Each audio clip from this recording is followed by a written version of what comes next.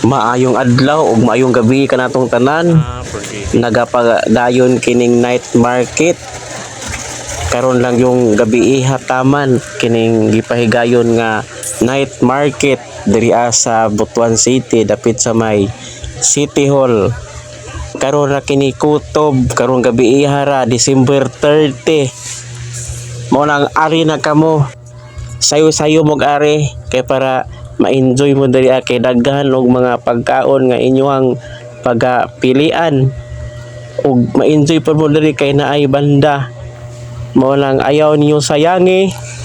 Karong gabi rataman kining maong night market nga gipahigayon diri sa may City Hall dapit. Pwede kaayo dalhon ang inyong mga anak para mag-enjoy, pati ang inyong mga anak mag-enjoy ug kamo tanan nga pwede ko mo ari para magkaon-kaon ug magdula-dula ang mga anak diri sa dulaan ug magandam kamo kanang pang-entrance kay naay entrance ang maong dulaan nya. Maura kini ang atong mapakita nga napahigayon ug nagpadayon ang kining maong night market nga na diri sa City Hall dapit.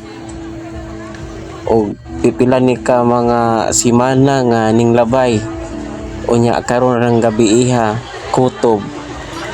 Mo lang ayaw ninyo sayangi ari na kamo tanan para mahalin ning mga tinda diri namo.